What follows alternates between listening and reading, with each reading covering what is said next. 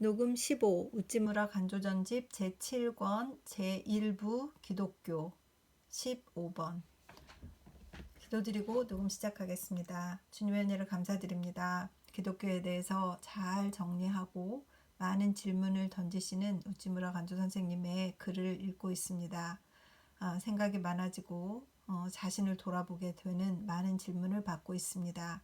하나님, 이 질문들에 대해서 스스로 대답을 찾아 나가는 귀한 주님의 성도가 될 수 있도록 하여 주시옵시고, 그래서 이 책을 읽는 의미가 있도록 인도하여 주시옵소서. 이 책을 듣는 한 분의 형제나 자매가 있어서 그들에게도 질문을 던지고 그들도 스스로 답을 찾아 나가는 귀한 경험을 할 수 있도록 주님께서 인도하여 주시옵시고 축복하여 주시옵소서. 귀한 글을 남기신 위대하신 우찌무라 간조 선생의 사상을 잘 읽고 잘 이해하고 또 그를 통하여서 그가 발견한 하나님, 우리 주 살아계신 예수 그리스도를 정말 더 깊이 만나서 영적인 교제를 할 수 있는 그런 성도가 될 수 있도록 하여 주시옵소서. 잘 읽을 수 있도록 은혜를 베풀어 주시옵소서. 감사를 드리며 고마우신 우리 주 그리스도 예수님 이름 받들어 기도드렸사옵나이다. 아멘. 오늘은 기독교와 불교 기타. 그래서 아주 그냥 그 비교해야 될 것들은 하나하나 샅샅이 다 언급하시는 것 같습니다. 하실 수 있는 걸 살아계시는 동안 할 수 있는 걸 다 하고 가신 것 같아요. 그런 감동이 몰려오는 그런 분입니다. 이분은 정말 선생님이세요. 저에게는 스승님. 기독교와 불교 기타. 불교 대 기독교. 일본에 불교가 있다. 그러나 기독교는 없다. 그리고 불교에 기독교와 닮은 점이 많이 있다. 정토문 같은 것은 기독교가 불교화한 듯한 관점이 있다. 진원종은 네스토리우스파의 기독교에 불교의 이름을 붙인 데 지나지 않는다라는 설을 내세우는 서양의 학자까지 있다. 이러한 형편이므로 일본에 있어서의 기불 두 교의 융합은 희망 없는 사업이 아니다. 이미 있는 불교를 기독교로 만들 수 있다면 이는 일본에 있어서 기독교 전도의 최선의 길이고 우리 동포의 교화를 원하는 사람은 누구나 찬성할 만한 사업이라고 주장하는 사람이 오늘날까지 몇 사람이나 있었다. 그리고 지금도 있다. 이것은 매우 사람을 끌어당기는 기도이며 꽤 들어볼 만한 이야기이다. 그렇지만 사실은 그리 쉽지 않다. 우리는 불교 대 기독교에 대해서 불교 학자 측으로부터 많은 이야기를 들었다. 말하기를 불교는 무신론인데 대해서 기독교는 유신론이다. 가령 불교가 신과 비슷한 분을 인정한다고 해도 그 인도 종교로서의 본질에 어긋나지 않는 만유신교이고 기독교의 일신교인 것과는 그 근본 사상부터 다르다. 또 불교는 사람이 스스로 자기를 구원하기 위한 종교인데 비해서 기독교는 하나님이 사람을 구원하시는 종교다. 불교도 타력을 가르치지 않는 것은 아니지만 그것은 석가의 본래 가르침이 아니다. 어떻든 간에 불교는 넓은 종교이고 그 안에 어떠한 종교도 있다고 말할 수 있다. 불교, 이는 종교의 별명으로 기독교는 불교의 일파라고 보는 편이 불교 본래의 정신에 맞을 것이다. 이전에 일본의 유명한 불교학자 도리오 도쿠망 거사에게 츠다센의 권고를 받고 청년인 내가 건방지게도 기독교를 권했을 때에 거사는 가련하다는 듯한 눈으로 나를 내려다보고 나에게 일필휘호해 주었다. 이르되 현야소신이라고. 나는 오랫동안 그 뜻을 모르고 이것을 액자에 표구해서 방에 걸었다. 그러나 나중에 불교에 대해서 잘 알고 있는 어느 사람에게서 그것이 비웃는 글인 것을 알고 태워버린 일이 있다. 아이고 참 젊었을 때 또 스님을 만나가지고 또 기독교를 권했다가 이렇게 비웃음을 당하셨군요. 재밌습니다. 내가 아는 범위 내에서는 불교와 기독교의 융합을 주장하는 사람은 두 종교 어느 것도 깊이 연구하지 않은 사람이다. 마르크스 무라나 모니에 윌리엄과 같은 불교학자이면서 동시에 기독교 신자인 사람들은 두 종교의 융합 같은 것은 생각도 할 수 없는 일이라고 주장했다. 또 오늘의 서양의 불교 신자는 기독교가 분에 차지 않아 불교를 동경하여 이를 믿은 사람이기에 무엇이나 불교가 훨씬 낫다고 주장하고 이도 또한 두 종교의 융합 같은 것은 안중에 두지 않았다. 이를 주장하는 사람은 대개는 신앙에 대한 조회, 실험이 극히 얕은 정치가 또는 자선가이며 주로 민중제도의 입장에서 이를 주창하는 것이라고 생각한다. 신약 성서 위에서는 우리 그리스도의 종에게는 그리스도와 석가와의 대등한 악수 같은 것은 미친 소리이다. 그런 일이 이루어질 리는 도저히 없다. 그러면 불교와 기독교의 차이가 어디에 있느냐 하면 일일이 셀 겨를이 없겠지만 주로 사랑의 관념에 두고 있다. 기독교에 가장 가깝다고 불리고 있는 정토문의 불교에서 미타의 타력 본원이 주창된다고 하지만 이것을 그리스도의 십자가 위의 속죄와 견주어 볼 때 그 사이에 하늘과 땅의 차이가 있는 것을 인정하지 않을 수 없다. 미타의 자비가 자비를 위한 자비인데 대해서 그리스도의 사랑은 의에 기초를 둔 사랑이다. 기독교의 하나님은 의의 하나님이시고 의를 따르지 않으면 사람의 죄를 용서하지 않으시고 의를 따르지 않고는 구원을 베푸시지 않는다. 그런 의미에서 미타의 자비는 단순하지만 그리스도의 아버지 되시는 참 하나님의 사랑은 복잡하다.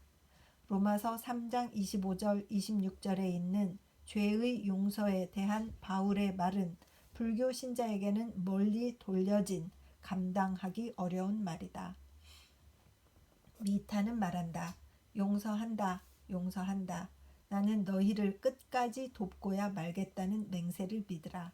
그리고 구원을 얻으라 하고 기독교의 하나님은 말씀하신다. 너는 예수 그리스도를 믿으라. 그러면 구원을 얻으리라. 믿지 않으면 멸망하리라고.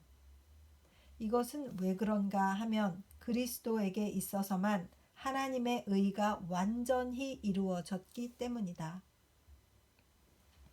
구원의 목적은 사람을 의롭게 하는 데 있다.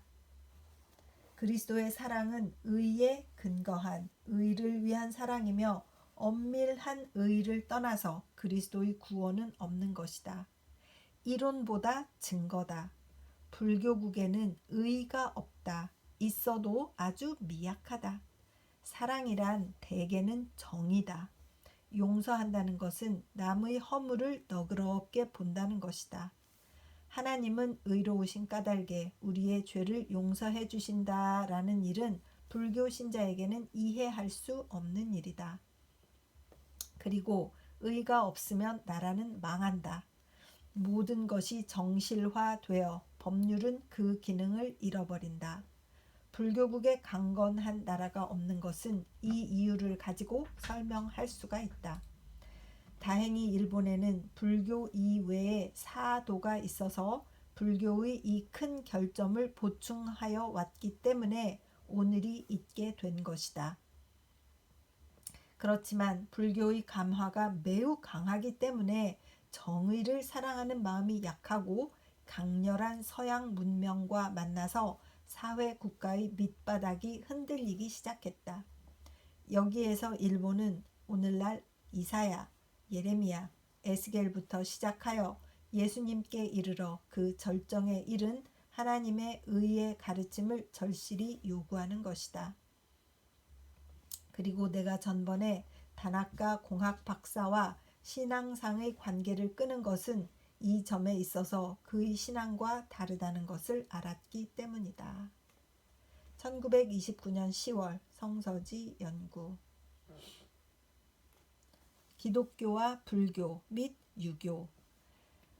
불교와 유교는 일본에서 행해지는 종교로서 큰 역사적 세력을 가지고 있다. 적어도 일본 사람으로 이 깊은 감화를 받지 않은 사람은 없다.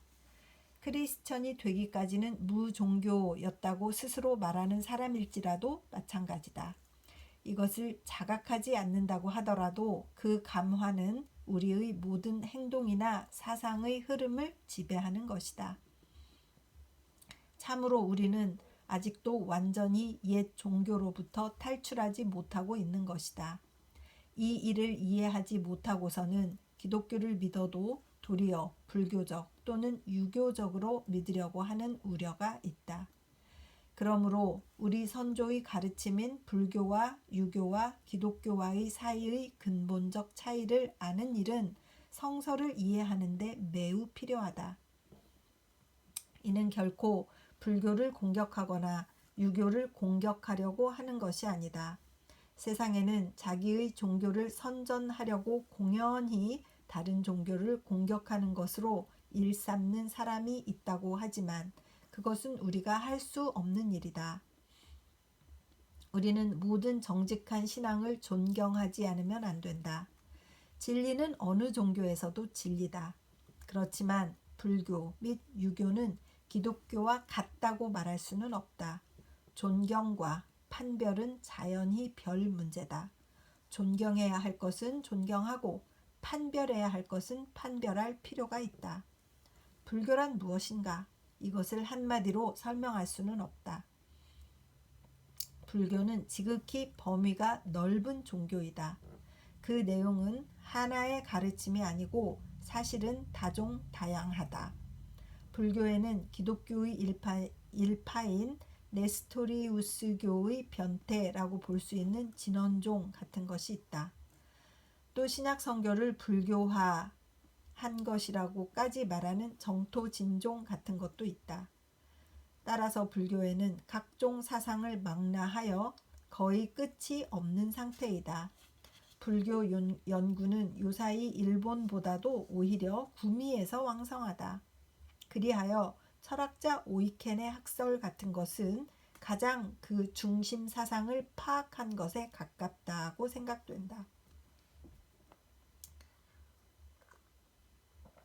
오이켄은 말한다. 불교의 중심 사상은 갈마, 곧 업, 괄호 열고 불교의 선악 행위, 괄호 닫고에 있다. 즉 업에 있다. 기독교의 중심 사상은 은혜에 있다. 업과 은혜, 이것이 그 근본적 차이라고. 이렇게 차이가 나는군요. 이 말의 진실을 증명하는 것은 경전 중의 이 말, 저 말 또는 성서 중의 한 마디나 두 마디가 아니다. 불교도와 불교국의 일반 경향 또는 기독교국과 크리스천의 일반 경향에 있다. 업이란 인간의 행위다. 그리고 업은 영원히 소멸하지 않는다. 선업은 멸하지 않으며 악업도 또한 멸하지 않는다.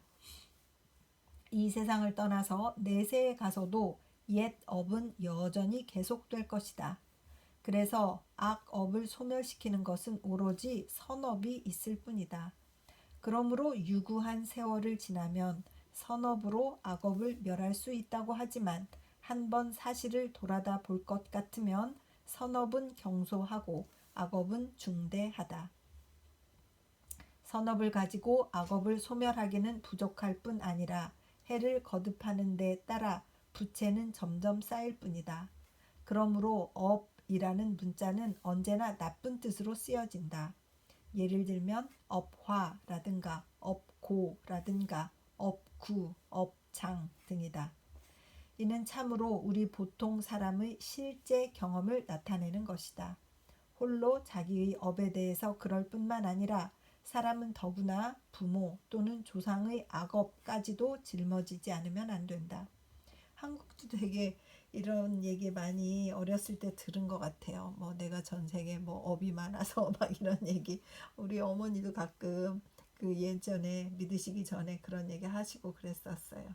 우리 할머니는 진짜 많이 했어요. 그런 얘기.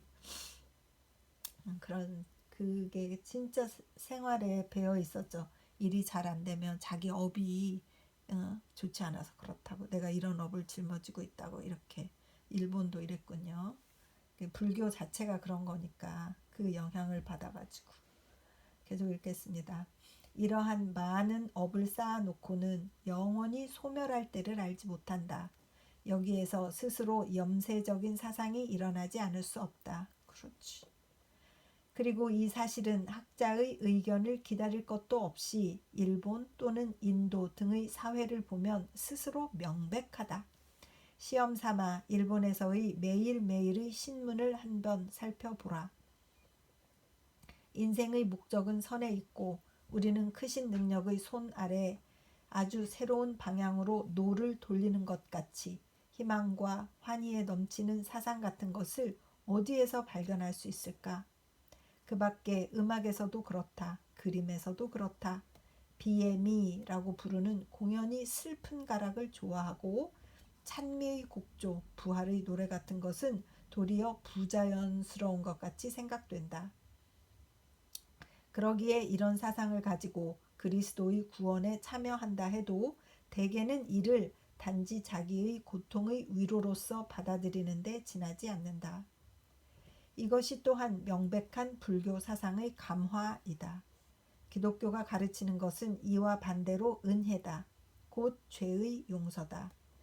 예수는 우리의 범죄 때문에 죽음을 당하셨고 또한 우리를 의롭다고 인정하시기 위하여 다시 살아나셨다. 로마서 4장 25절. 너희 죄가 주홍 같을지라도 눈같이 희어질 것이요 진홍같이 붉을지라도 양털같이 되리라. 이사야 1장 18절. 우리 악업이 아무리 무겁고 더욱이 선조부터의 죄를 지녔다 해도 한 번 나의 마음을 어떤 상태에 놓아둔다는 것은 곧 갖가지 쌓인 죄악을 모조리 씻는다고 하는 것이다. 그 증거는 그리스도의 십자가와 부활에 있다. 그의 죽음으로써 우리의 죄는 이미 처분된 것이다. 그리고 우리를 의롭게 하시려고 그는 부활하신 것이다. 그래서 그를 믿음으로써 우리는 새로운 생애에 들어가고 새로운 길을 찾아갈 수가 있는 것이다. 악업은 도대체 무엇일까? 십자가 위의 그리스도를 우러러보면 어떠한 악업이라 할지라도 남김없이 용서받는 것이다. 여기에 이르러서 업은 벌써 그 압력을 우리 위에 더할 수가 없다. 여기에 이르러서는 이미 비관적이 되려고 해도 그렇게 안 된다. 아니, 단지 업의 압제로부터 탈출할 수 있을 뿐 아니라 그리스도를 믿는 사람에게는 모든 일이 한 가지로 유익하게 되는 것이다.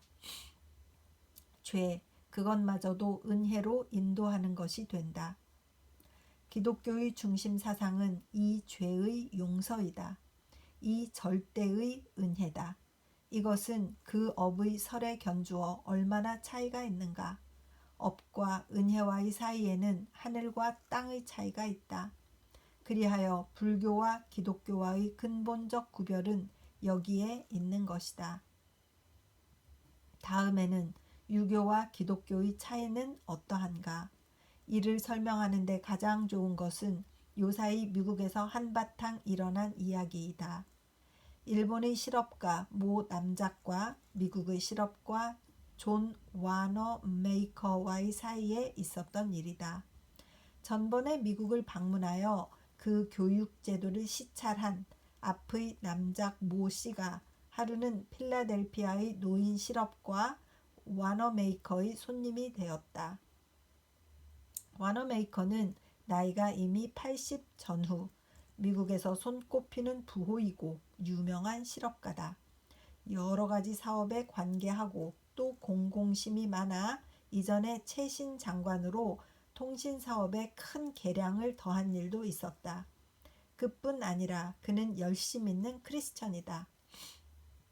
그래서 특별히 교회 학교의 경영에 흥미를 가지고 스스로 필라델피아 베다니 교회 학교를 관리하고 자기의 업무에 관계하는 사람들과 그 자녀를 지도하고 있었다.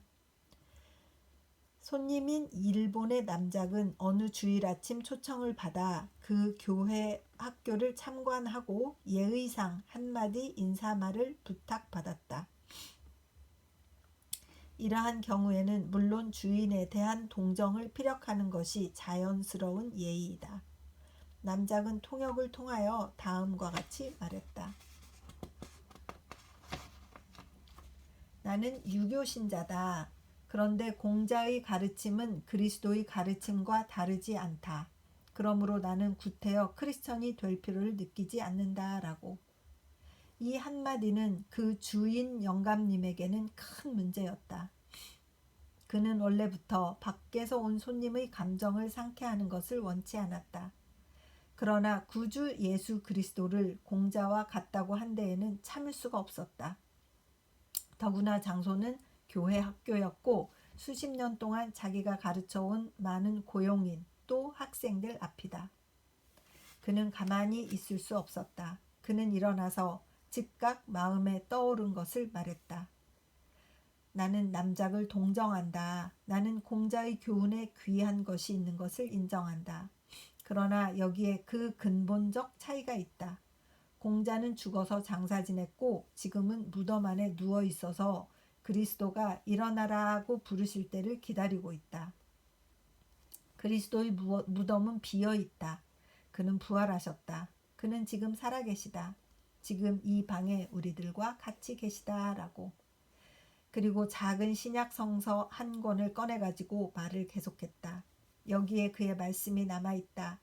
우리는 매일 이것을 읽고 영의 양식을 얻고 있다라고.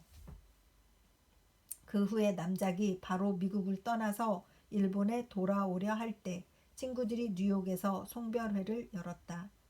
그 자리에서 어떤 사람이 그에게 미국에 있는 동안 가장 감동된 일은 무엇이었느냐라고 물었다. 남작은 대답하기를 필라델피아 베다니 교회 학교에 손님으로 갔을 때 와너메이커 노옹이 그리스도를 열렬히 사모하는 나머지 뜨거운 눈물이 두 볼을 흘러내리는 것을 보았다. 이것이 내가 가장 감동하지 않을 수 없었던 일이다 라고. 위대하다 와너메이커. 그는 다른 사람이 말할 수 없는 말을 가지고 세계의 크리스천의 가장 깊은 마음을 대언해 주었다. 그는 기독교와 유교와의 차이를 말하려고 도덕, 교훈을 말하고 행동하지 않았다. 그는 오로지 살아계신 구주를 가리켜 죽은 공자와 견주었다. 그리고 이는 참으로 기독교의 진수요 생명이다. 그리스도의 무덤은 과연 비어 있었다. 그는 지금 여기에 우리와 같이 계시다. 우리들은 크리스천이 되어 결코 죽은 사람의 유흔을 지키는 것이 아니다. 지금도 계시는 구주를 우러러보며 그에게 인도되는 것이다. 이를 실현할 수 있을 때 비로소 참 신자가 된다. 와너메이커의 한마디는 단지 우리들만을 위한 것이 아니라 미국에 있어서 수천만의 신자를 위해 깊이 기뻐하지 않을 수 없다. 기독교와 모든 종교, 모든 철학과의 근본적 차이는 참으로 여기에 있는 것이다. 1917년 4월 성서지 연구. 기독교의 경쟁자. 이제 기독교를 대신하려고 하며 또는 기독교를 능가하려고 하는 주의 신앙이 많이 주창된다. 일련주의가 있고 대본교가 있고 태령교가 있고 니체주의가 있고 문화주의가 있고 사회민주주의가 있다. 모두가 기독교를 배척하고 이를 대신하려고 한다. 그들은 혹시 그 목적을 달성할지도 모른다. 그러나 기독교는 1900년 동안에 걸친 세계적 역사를 가졌다. 그러므로 여기에 대신하려고 하면 기독교 이상의 역사적 경험을 가질 필요가 있다. 일련주의를 런던 또는 파리 또는 뉴욕에서 부르짖게 하라. 대본교의 문장을 적어도 영, 불, 독, 3국어로 번역하여 그것을 문명 인사의 비판을 받게 하라. 니체주의는 아직 100년의 역사도 가지지 못했다. 그러기에 그 효력은 아직도 이를 기독교와 비교할 수 없다. 그 밖에 문화주의, 사회 민주주의 등 다 그렇다. 그들은 기독교에 비해서 나이로도 어린아이다. 인류는 아직 어린 그들 따위를 전혀 신뢰할 수가 없다. 그리고 내가 실제로 본 대로는 그들의 생명은 아주 짧다. 나의 짧은 생애 동안에 여러 주의가 일어났다가는 무너지고 나았다가는 죽은 것이다. 낙가의 초혼인의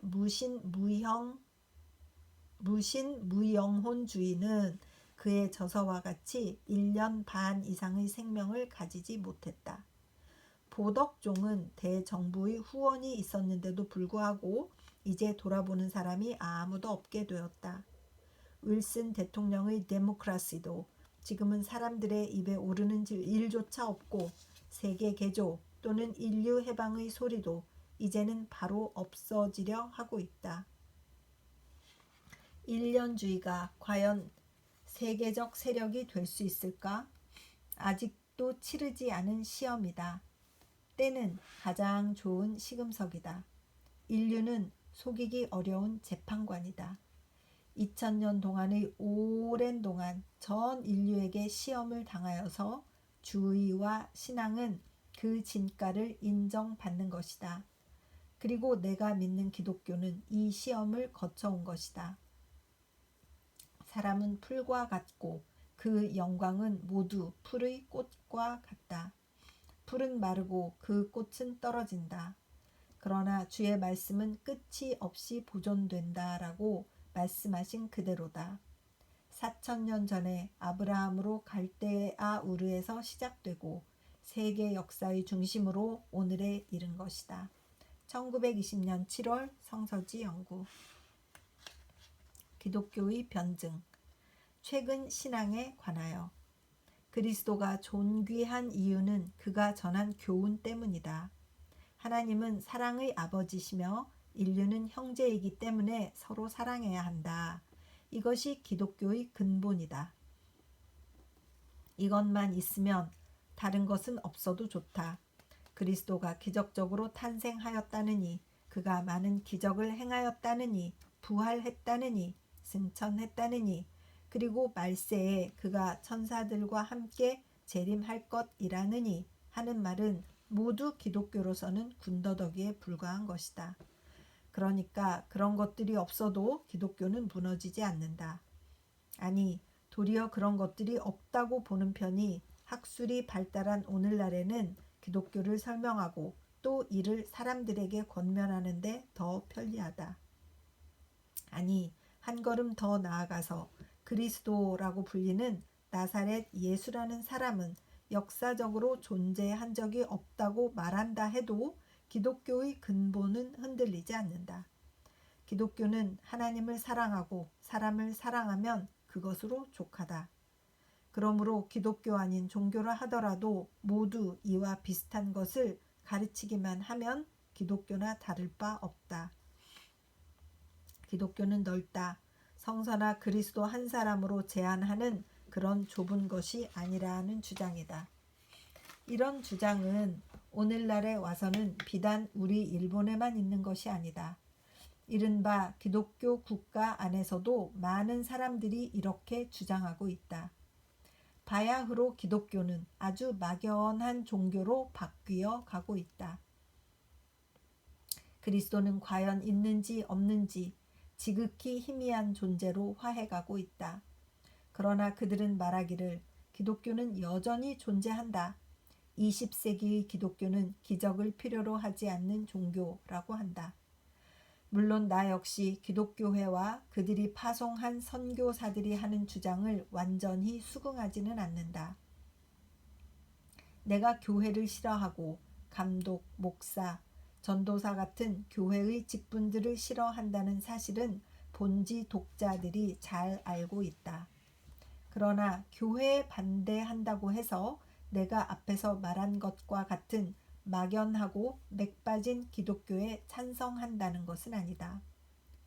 내가 성서를 버리지 않는 이상 그리고 나사렛 예수를 나의 구주로 모시는 이상 확실한 역사적 사실에 기초를 두지 않은 신앙을 가질 수는 없다. 내가 믿고 섬기는 그리스도는 연약하고 보잘것없는 분이 아니다. 강하고 확실한 분이다. 시작과 끝을 분명하게 알 수 있는 분이다.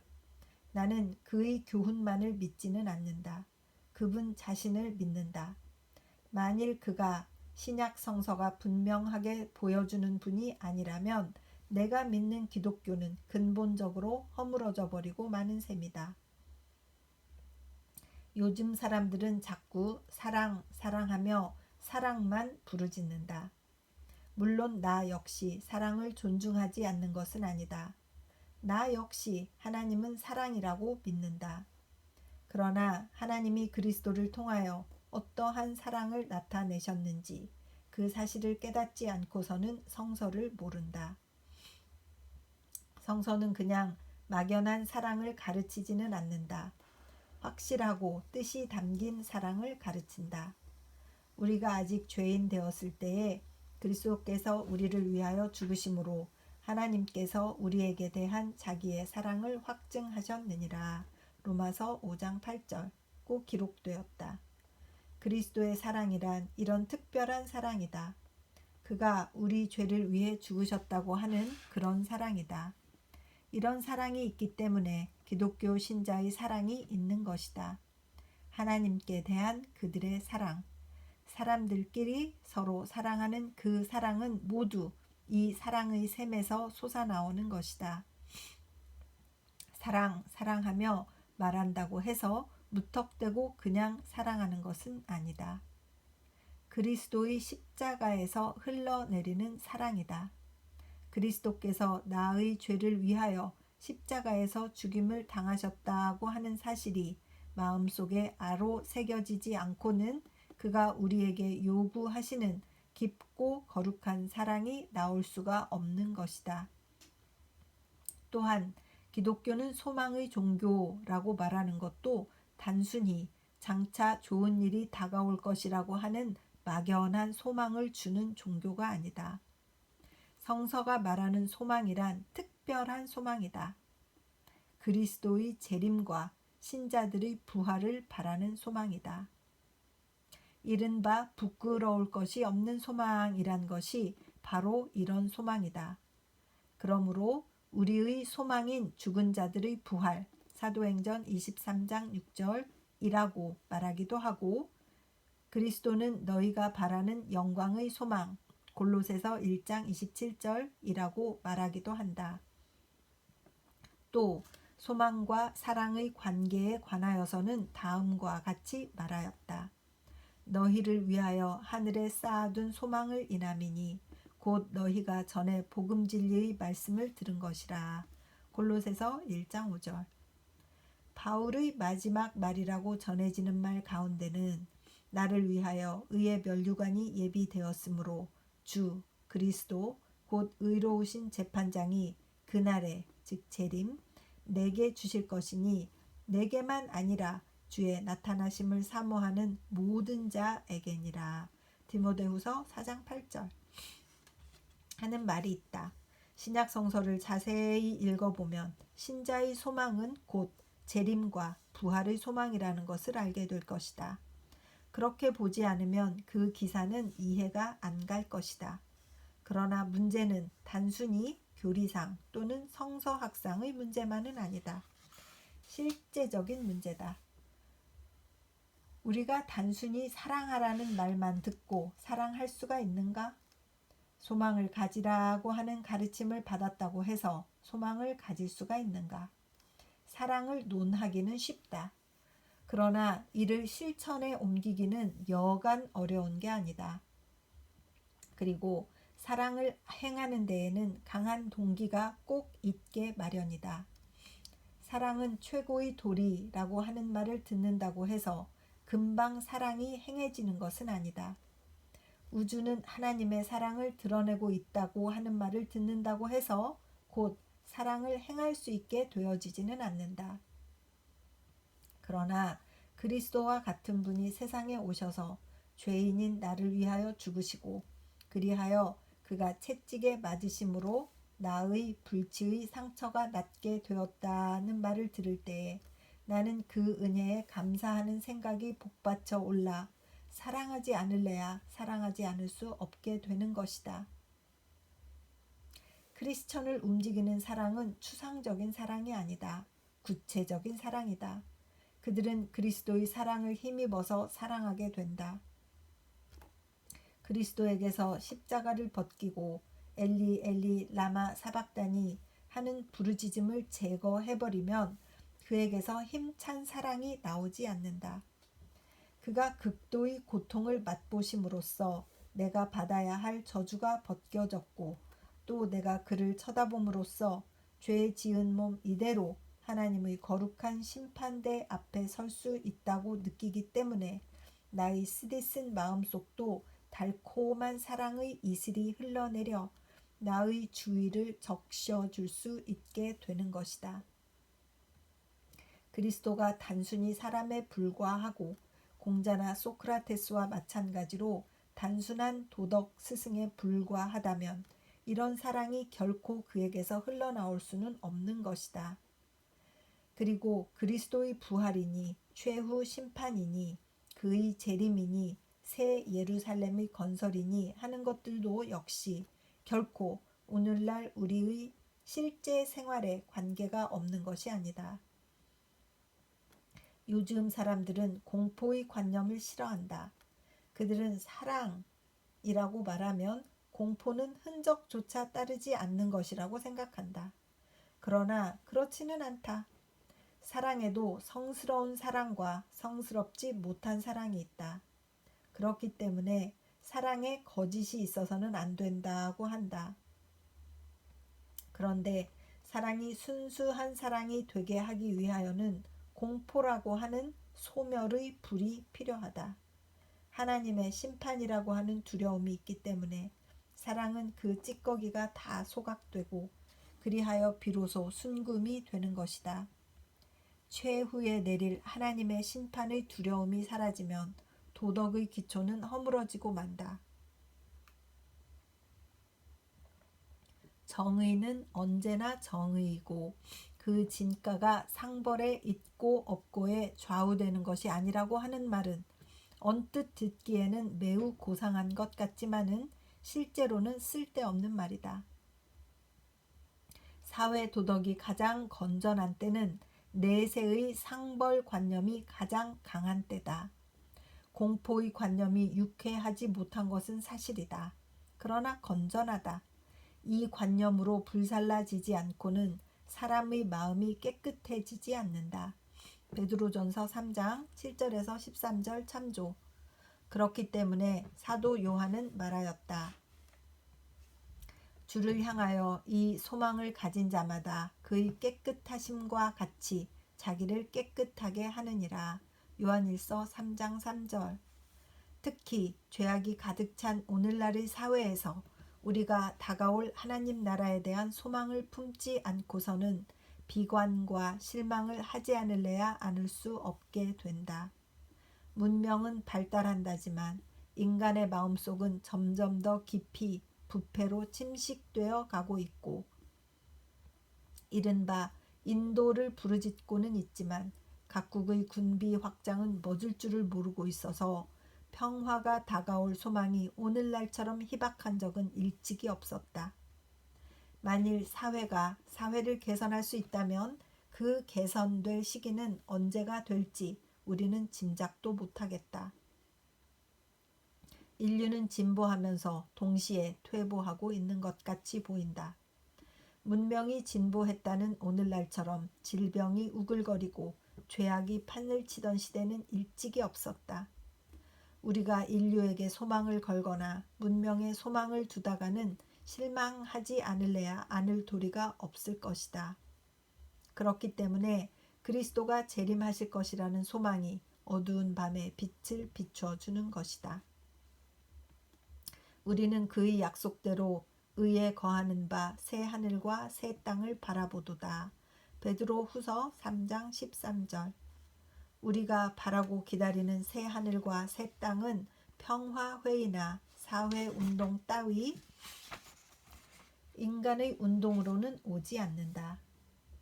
거룩한 도성인 새 예루살렘은 단장한 신부처럼 차리고 하나님께로부터 나와서 하늘에서 내려온다. 계시록 21장 2절.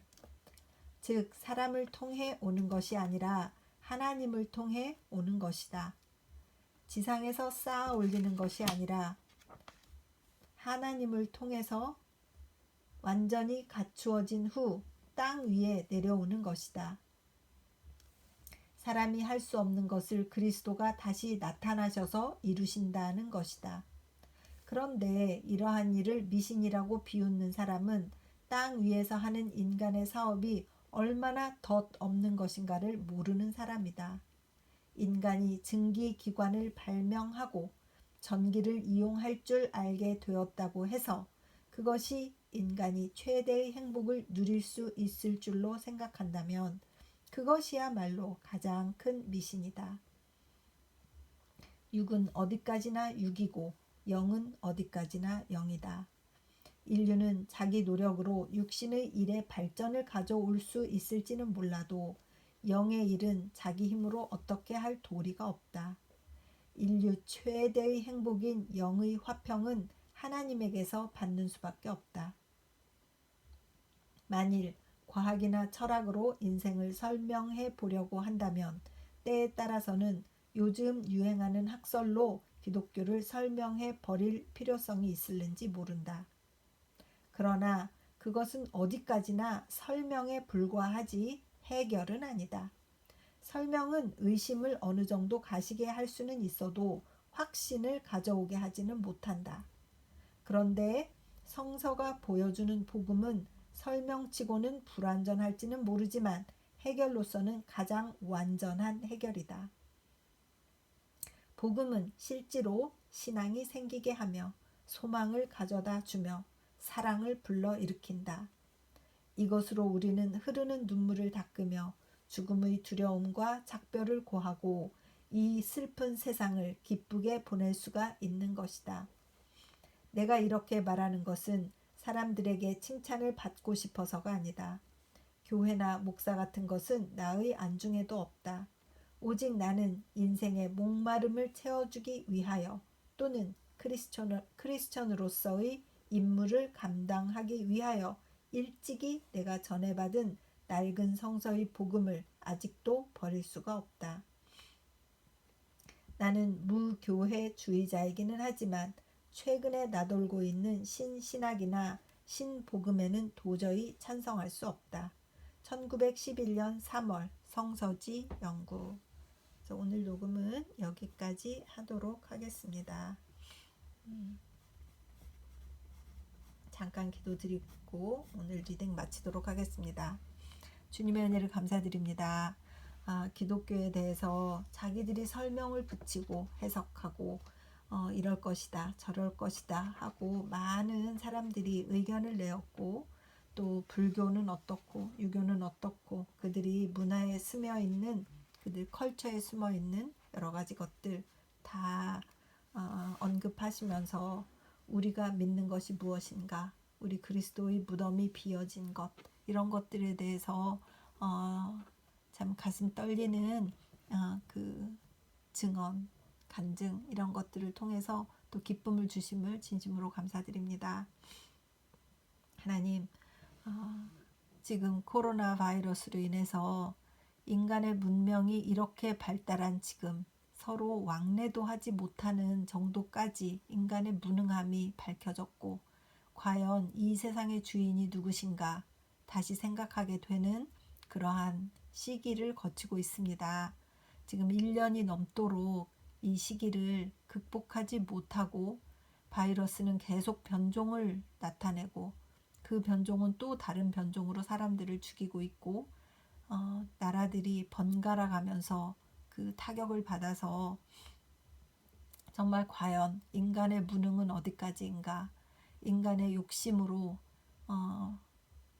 당하는 이 자연의 공격은 어떻게 될 것인가, 이런 고민에 쌓여있는 가운데 오늘 이 말씀을 통하여서 하나님께서 주시는 희망, 우리에게 구원을 주시는 우리 예수 그리스도가 오신 것, 이것을 생각하니 가슴이 벅차고 정말 감사의 기도가 넘칩니다. 주님, 우리는 무능합니다. 우리를 구하여 주시옵소서.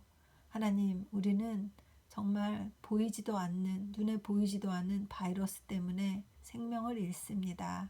그러면서도 살아계신 하나님을 믿지 않습니다. 이 인간의 악함을 용서하여 주시옵소서. 아버지, 이 리딩을 듣는 한 분의 형제나 자매가 있어서 하나님의 위대하심과 우리 그리스도의 우리를 구하기 위한 우리 인간들에게 한 가지 한 길을 보여주신 구원의 예수 그리스도, 또 우리 자신들을 다시 한번 생각하는 귀한 시간이 될 수 있도록 하여 주시옵시고, 리딩을 듣는 분들을 사랑하고 축복합니다. 주님, 같은 은혜로 함께하여 주시옵소서. 감사드리며 고맙고 고마우신 우리 주 그리스도 예수님 이름 받들어 기도드렸사옵나이다. 아멘. 승리하십시오.